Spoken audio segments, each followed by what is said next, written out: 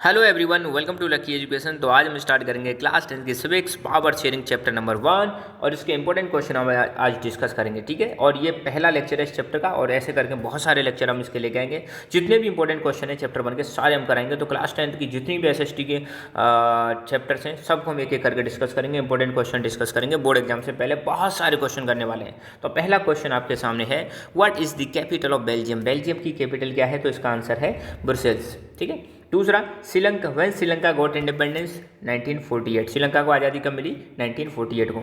ठीक है, श्रीलंका आपको पता है एक आइलैंड कंट्री है और इसको आज़ादी 1948 में मिली थी। Which is the dominant community in Sri Lanka. Sri Lanka में डोमिनेंट कम्युनिटी कौन सी है? तो उसका आंसर है सिनेला। तो यहाँ पे एक क्वेश्चन है आपके लिए, श्रीलंका में माइनॉरिटी कम्युनिटी कौन सी है उसका कमेंट करके आपको बताना है। What do you mean by horizontal distribution of power. Horizontal distribution of power sharing का मतलब क्या है? तो देखो, हॉरिजॉन्टल और डिस्ट्रीब्यूशन ऑफ पावर शेयरिंग में क्या होता है, पावर हॉरिजॉन्टली डिवाइड होती है 3 ऑर्गन्स में। ठीक है, पहला होता है लेजिस्लेचर, दूसरा होता है एग्जीक्यूटिव और तीसरा होता है जुडिशरी। लेजिस्लेचर का काम होता है लॉ बनाना, एग्जीक्यूटिव का काम होता है लॉ इंप्लीमेंट करना, जुडिशरी का काम होता है लॉ को चेक करना कि ये कॉन्स्टिट्यूशन के हिसाब से बनाए गए या नहीं बनाए गए, साथ के साथ में आपका कॉन्स्टिट्यूशन को इम्प्लीमेंट करना, कॉन्स्टिट्यूशनल प्रोविजंस को इम्प्लीमेंट करना, ये जुडिशरी का काम है। प्लस जो डिस्प्यूट्स होते हैं उसको भी रिजोल्व करना जुडिशरी का काम है। ठीक है, नेक्स्ट क्वेश्चन है which language was recognise as the official language of the Sri Lanka in 1956। 1956 में किस लैंग्वेज को श्रीलंका की ऑफिशियल लैंग्वेज डिक्लेयर किया गया था? तो वो है सिन्हेला। मेजोरिटेरियनिज्म का मतलब क्या है? देखो, मेजोरिटी माइनॉरिटी आपको पता है। मेजोरिटी का मतलब होता है अगर किसी चीज़ की संख्या ज़्यादा है तो उसको हम इसको मेजोरिटी बोलते हैं, और किसी चीज़ की संख्या अगर कम है तो उसको हम माइनॉरिटी बोलते हैं। तो आपको पता होगा श्रीलंका की अगर हम बात करें, श्रीलंका में जो सिन्हेला लोग हैं वो तो किस में है? मेजोरिटी में, और जो तमिल लोग हैं वो किस में है? माइनॉरिटी में। ठीक है, तो श्रीलंका ने एक पॉलिसी अपनाई थी जिसका नाम है मेजोरिटेरियनिज्म। तो मेजोरिटेरियनिज्म एक ऐसी पॉलिसी है जहाँ पर मेजॉरिटी कम्युनिटी रूल करती है, मेजॉरिटी कम्युनिटी रूल करती है, और ये जो मेजॉरिटी कम्युनिटी होती है माइनॉरिटी कम्युनिटी के नीड्स और विशेष को डिसरिगार्ड कर देती है। मतलब ये माइनॉरिटी कम्युनिटी पर ध्यान नहीं देती है। माइनॉरिटी कम्युनिटी की नीड्स का इनके लिए कोई मतलब नहीं है, उनकी इच्छाओं का कोई मतलब नहीं है, सिर्फ अपना ही मर्जी थोपते रहते हैं। तो श्रीलंका में यही पॉलिसी आई थी, मेजोरिटेरियनिज्म, जिसकी वजह से श्रीलंका में सिविल वॉर हो गया। कौन सा वॉर हो गया? Civil war. क्वेश्चन आपको मैं देता हूँ, कमेंट करके बताना है what do you mean by civil war. What is the state religion of Sri Lanka. Sri Lanka का स्टेट रिलीजन क्या है? तो आपको बताना है बुद्धिज्म। आपको देखने को मिलेगा श्रीलंका में बुद्धिस्ट लोग बहुत ज़्यादा हैं, ये उनका एक स्टेट रिलीजन है। विच community was rich in Belgium. Belgium में कौन सी कम्युनिटी रिच है? तो आपको बताना है फ्रेंच स्पीकिंग कम्युनिटी, जो कि माइनॉरिटी में वो रिच है। ठीक है ना।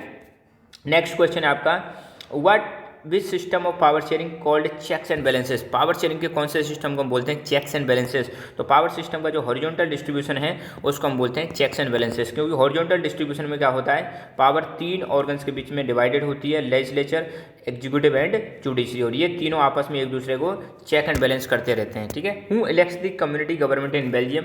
तो देखो, कम्युनिटी गवर्नमेंट क्या होती है? किसी पर्टिकुलर कम्युनिटी के द्वारा जो गवर्नमेंट इलेक्ट होती है उसको हम कम्युनिटी गवर्नमेंट बोलते हैं। तो बेल्जियम में अगर हम बात करें तो इसको इलेक्ट करता है एक लैंग्वेज वाली कम्युनिटी, चाहे वो डच हो, फ्रेंच हो या जर्मन स्पीकिंग हो, और कहीं भी अगर वो रहते हो कोई मैटर नहीं है। तो एक कम्युनिटी, एक लैंग्वेज बोलने वाली कम्युनिटी के द्वारा जो गवर्नमेंट इलेक्ट की जाती है उसको हम क्या बोलते हैं?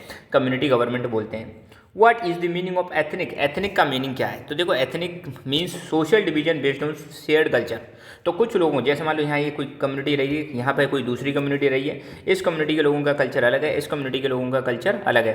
तो अगर एक कम्युनिटी के लोगों का कल्चर कॉमन है, कल्चर कॉमन है, तो उसको हम क्या बोलते हैं? एथनिक बोलेंगे, है ना। जैसे आपको श्रीलंका में आपको देखने को मिलेगा 2 एथनिसिटी के लोग थे, एक तो थे आपके सिन्हेला और दूसरे थे आपके तमिल्स। तो ये 2 एथनिक ग्रुप्स हो गए जिनका कल्चर अलग है। जैसे आपको देखने को मिलेगा जो सिन्हेला थे उनका कल्चर क्या है? वो बुद्धिस्ट लोग हैं ज़्यादातर। सिन्हेला को अगर आप देखें तो उनकी लैंग्वेज सिन्हेला लैंग्वेज है, जबकि तमिल्स को देखें तो ज़्यादातर आपको देखने को मिलेंगे वो तमिल बोलते हैं, उनका सिस्टम अलग है।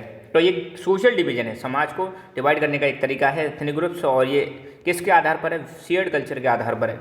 और एक ही एथनिक ग्रुप से बिलोंग करने वाले जो लोग होते हैं उनका कॉमन डेसेंट होता है, मतलब उनके पूर्वज जो होते हैं, उनके पूर्वज, और साथ के साथ में आपको देखने को मिलेगा उनके जो वंशज होते हैं उनमें कुछ सिमिलरिटीज़ पाई जाती हैं। क्या सिमिलरिटीज़ पाई जाती हैं?